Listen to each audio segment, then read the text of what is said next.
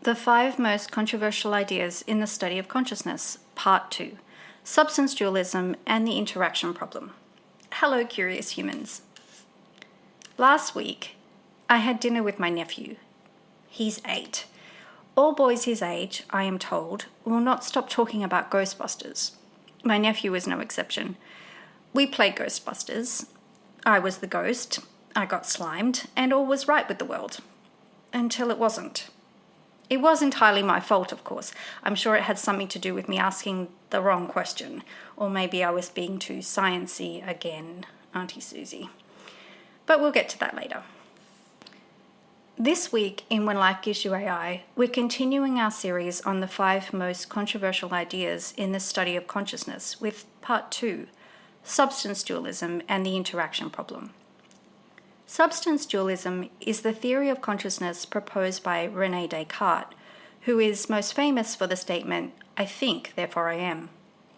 This week we're asking, what is substance dualism? Why does substance dualism have an interaction problem? And how can we avoid the interaction problem? But first, how to pronounce Descartes? Descartes is pronounced Descartes. Descartes was French, so we pronounce D-E-S as day, and the final S is silent. Okay, French lesson is over. Let's dive in. Question 1. What is substance dualism? Descartes' most famous work, Meditations on First Philosophy, was first published in 1641. During this time, philosophers were grappling with one of the big classic philosophical questions. How can we know anything for certain? Many philosophers reason that because what we often accept as true is a product of custom and culture, which varies from one culture to the next, knowledge or truth is relative. That is, knowledge depends on one's viewpoint. This is a radical position to take. If knowledge is relative, then certainty is not possible. But this was the prevailing idea at the time. Descartes was skeptical of this prevailing view. His work in the Meditations focused on finding an answer to one main related question. Is there anything that we can know for sure, without any doubts? In the first meditation, he notes all the things he believes to be true. He goes through each belief and asks, can I be 100% sure this is true? But he quickly confronts the possibility that an evil demon might be deceiving him about the nature of everything, and at the end of the first meditation, he ends up with the same conclusion as many philosophers of his time. He doubts the truth of all his beliefs. But early in the second meditation, Descartes arrives at a critical insight. He cannot doubt his own doubting. This realization leads him to conclude that even if an evil demon is deceiving him, the very act of doubting confirms his existence. Because doubting is a form of thinking, and one cannot think if one does not exist. So he discovers one thing that he knows for sure. I exist. Following this realization, Descartes makes an important claim, a claim that has had an enormous impact on our modern conception of the mind. He asserts that the I in I exist is a thinking thing that does not have physical form. This represents a significant shift in thought. Prior to Descartes, it was common among philosophers to view the mind or the soul as inseparable from the body. But Descartes makes a distinction between sensation, the feeling of what it is like, and the physical processes.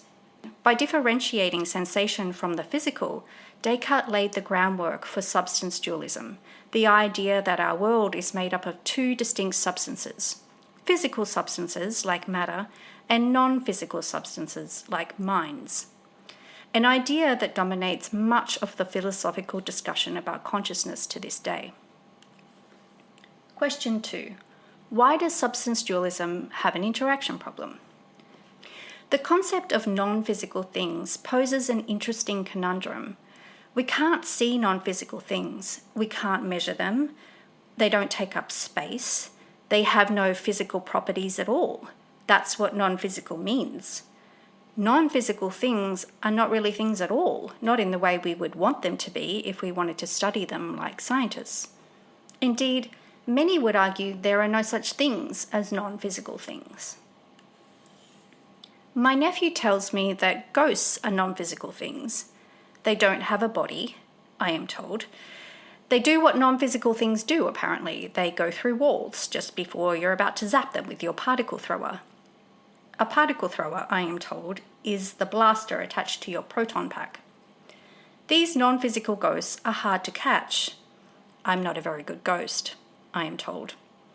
So I am quickly abandoned for the more elusive type of ghosts, the ones throwing plates at our heads and dodging beams of protons being shot from the particle thrower.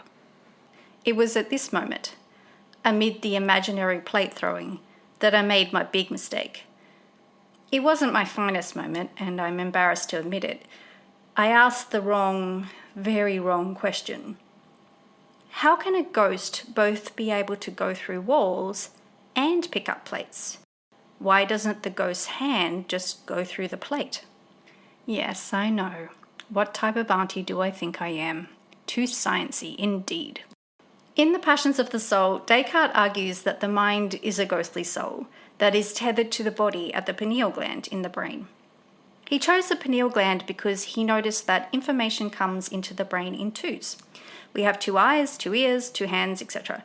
He reasoned that if information comes into the brain in twos, it must join together somewhere in the brain. The only place in the brain that he could find where this might happen is the pineal gland. All other brain parts come in twos, but the pineal gland, well, there's only one of those. So the ghostly soul must join the body there. A thought like I'm thirsty, for example, being a non-physical part of the mind, would move the animal spirits, which would in turn make small movements in the pineal gland, which had large effects on the body, promoting the sensation of thirst and the subsequent physical action of reaching for a glass of water. When Descartes was writing about his ideas about dualism, he had a pen pal, Princess Elizabeth of Bohemia. The two would often exchange letters about Descartes' ideas. Princess Elizabeth raises a problem with Descartes' theory in one of those letters. In my words, she asks the following: how do non-physical things move anything?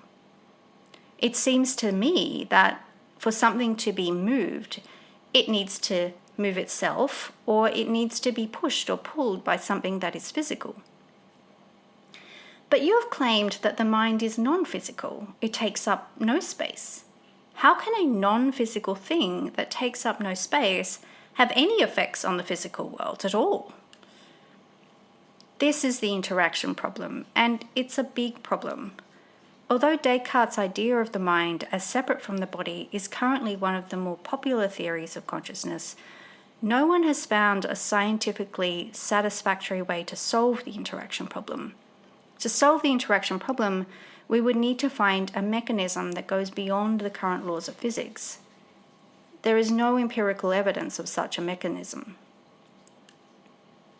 When it comes to consciousness, sometimes it feels like there's a point at which we need to take a leap of faith, where logical consistency and scientific facts can only take us so far. For some, substance dualism is the point where they leap. But for many, Descartes' solution to the interaction problem is not a satisfactory explanation. Question 3. How can we avoid the interaction problem? If we don't want to leap at substance dualism, we have 2 main ways to avoid it. We can reject the interaction, or we can reject the dualism. Rejecting the interaction.